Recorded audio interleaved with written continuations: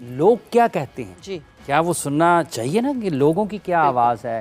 कामरान गुलाम के खेल बाबर आजम के ड्रॉप होने पर तो कुछ इस हवाले से भी लोगों की राय भी है, सवेरा मेरा ख्याल वो भी लोगों तक पहुंचानी चाहिए। क्या कहते हैं जी लोग, सुनते हैं। बहुत अच्छा किया है कि इसको निकाल के इसको पता चलेगा कि यार क्रिकेट क्या चीज़ होती है, आवाम का क्या दिल होता है, ठीक है, और क्या सोच के वो स्टेडियम के अंदर मैच देखने जाते हैं। पिछले 8-9 साल से बाबर आजम मसलसल परफॉर्मेंस देता आ रहा है, ठीक है। इंसान के साथ कभी बैड लक हो जाती है, कभी गुड लक भी होती है। बाबर आजम ने अगर जितने भी स्कोर किए हैं सब के सब बाहर के मुल्कों में हैं। जितनी देर का बाबर आजम खेल रहा है ना, उसको इस टाइम जो उसकी स्पीड होनी चाहिए रन बनाने की, वो तकरीबन 300 के स्ट्राइक रेट से होनी चाहिए। वो हार्दिक पांड्या देखे बच्चा था तब भी तेज़ खेलता था, अब वो छक्के मारने से बाज नहीं आ रहा। पाकिस्तानी टीम में कोई ऐसा खिलाड़ी रह ही नहीं गया है शाहिद अफरीदी के बाद से कि कोई तेज़ खेल सके। बाबर डेब्यू टेस्ट मैच है, खैर उस टाइम ज़रूरत थी, बड़ी ज़बरदस्त पार्टनरशिप लगी है 141 रन्स की, 77 पे साइम अयूब आउट हुआ है।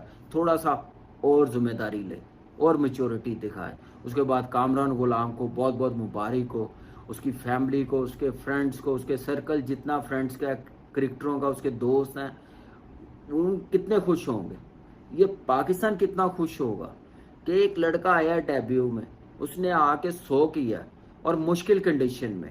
इतने इजी इस पिच पे रन्स बनाने नहीं है, क्योंकि रन्स इजी उस वक्त होते हैं जब आप जीत रहे होते हैं, टीम आपकी डाउन है, प्रेशर में टीम है, 6 टेस्ट मैच हारे हुए हैं और टीम को ज़रूरत है जीतने की, तो वहाँ आके उसने रन्स किए हैं।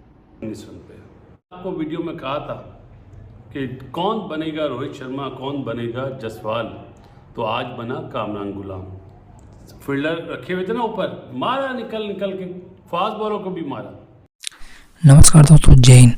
दोस्तों, पाकिस्तान और इंग्लैंड के बीच खेले जा रहे दूसरे टेस्ट मैच में बाबर आजम की जगह कामरान जमान को खिलाया गया था और उसने पहले अपने डेब्यू टेस्ट मैच में शतक जड़ दिया है।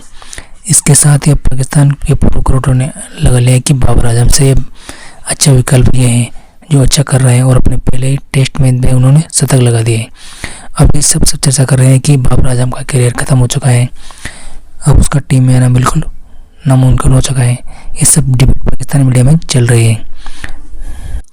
इससे पहले भी फ़कत जमान ने बाबर आजम को सपोर्ट करने के लिए एक ट्वीट किया था, उसमें भी पीसीबी ने उसको एक नोटिस थमा दिया है। इसके बाद तनवीर अहमद भी काफ़ी भुगला गया है कि बाबर आजम को एक साजिश के तहत एक मीटिंग के तहत ड्रॉप किया गया। सो आइए जानते हैं सब कुछ इस पाकिस्तानी मीडिया का इस रिएक्शन में। तो चलिए वीडियो स्टार्ट करते हैं। विराट कोहली इंडिया का, उसके बुरी परफॉर्मेंस होने के बावजूद 3 साल तक किसी ने टीम से ड्रॉप नहीं किया, तो बाबर आजम को इस तरह ड्रॉप नहीं करना चाहिए था। अब तो वाज़ेह नज़र आ रहा है कि कौन किसके साथ है।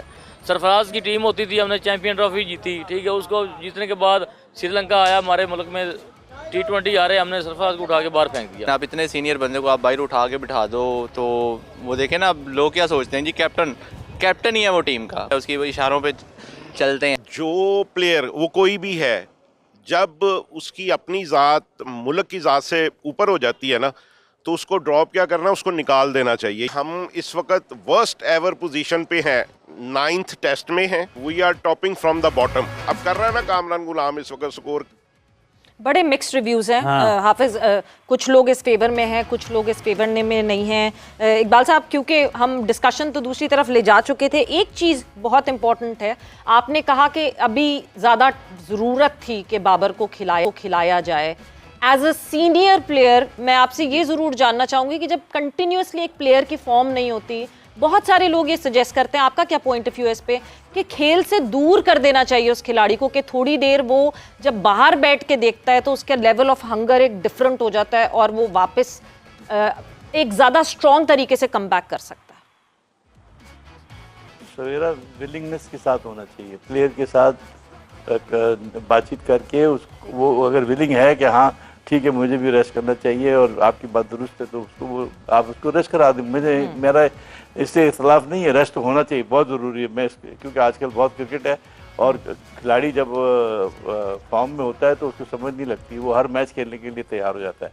जब फिर बैड पैच आता है तो फिर उसको परेशानी। मतलब कामरान गुलाम मतलब बाबर आजम के नंबर पर आए थे और बाबर आजम बहुत देर से इस नंबर पर ज़्यादा वक्त नहीं गुजारते थे। मतलब जो उनका नंबर था टेस्ट के अंदर अगर हम देखें तो नंबर 4 पर बस आए और उसके बाद थोड़ी देर क्रीज ऑक्यूपाई की और चले जाते थे। लेकिन पहली बार हम देखा कि नंबर 4 पर भी इतनी लंबी बैटिंग हुई है और कामरान गुलाम जिनका डेब्यू था उन्होंने अपनी सेंचुरी मुकम्मल की, 118 रन बनाया। तो क्या कहेंगे इस हवाले से? देखिए उन्होंने बहुत वक्त गुजारा भी है। हाँ। ऐसा नहीं है कि उन्होंने वो बगैर रन्स किए ही नंबर 4 पर थे।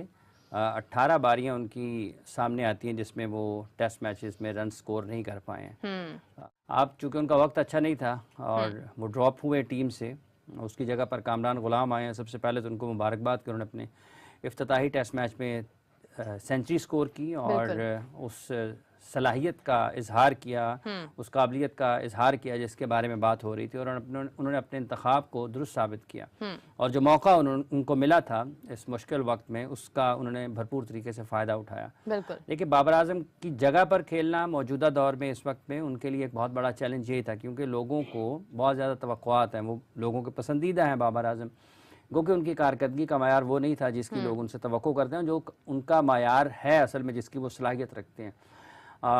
इन हालात में उस जगह पर आकर खेलना वो यकीनी तौर पर एक मुख्तलिफ़ किस्म का दबाव होता है। फिर आपकी टीम 3 टेस्ट मैचेस इसी सीज़न में मुसलसल हार चुकी है, 2 बांग्लादेश के ख़िलाफ़, 1 इंग्लैंड के ख़िलाफ़, उसका एक दबाव। फिर पिच आपके सामने जिस अंदाज में टीम में तब्दीलियाँ हुई हैं, तो बहुत सारी ऐसे वजूहात हैं, इर्द गिर्द अवामिल हैं जिनको हम देखते हैं। तो उसमें आकर इतने और फिर आपका पहला टेस्ट मैच है और आपके बारे में बात हो रही है, आप काफ़ी वक्त से टीम के साथ ही हैं, लेकिन आपको मौका नहीं मिल रहा था। तो वो सारी चीज़ों को सामने रखते हुए जो उनको मौका मिला, इसमें टेस्ट कैप मिली, बैटिंग के लिए आए, लकी रहे कि पहले पाकिस्तान टॉस जीता, पहले बैटिंग किया, पहला दिन है।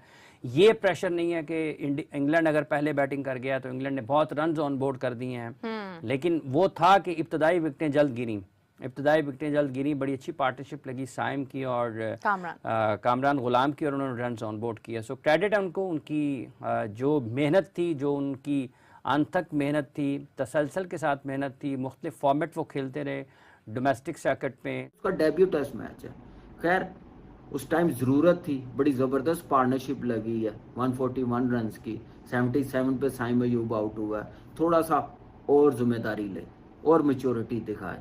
उसके बाद कामरान गुलाम को बहुत बहुत मुबारक हो, उसकी फैमिली को, उसके फ्रेंड्स को, उसके सर्कल जितना फ्रेंड्स का, क्रिकेटरों का, उसके दोस्त हैं, वो कितने खुश होंगे, ये पाकिस्तान कितना खुश होगा कि एक लड़का आया डेब्यू में, उसने आके 100 किया और मुश्किल कंडीशन में। इतने इजी इस पिच पे रन्स बनाने नहीं है, क्योंकि रन्स इजी उस वक्त होते हैं जब आप जीत रहे होते हैं, टीम आपकी डाउन है, प्रेशर में टीम है, 6 टेस्ट मैच हारे हुए हैं और टीम को ज़रूरत है जीतने की, तो वहाँ आके उसने रन्स किए हैं। कामरान गुलाम मैं कहता हूँ एक्सीलेंट बैटिंग की है और बैटिंग क्यों की है, 60 मैचेस उसके फर्स्ट क्लास के लगे हुए हैं, 1600 लगे हुए हैं। तो आज इसकी बैटिंग से ना डोमेस्टिक क्रिकेट जीत गई है कि डोमेस्टिक क्रिकेट से बड़ी कोई चीज़ नहीं है।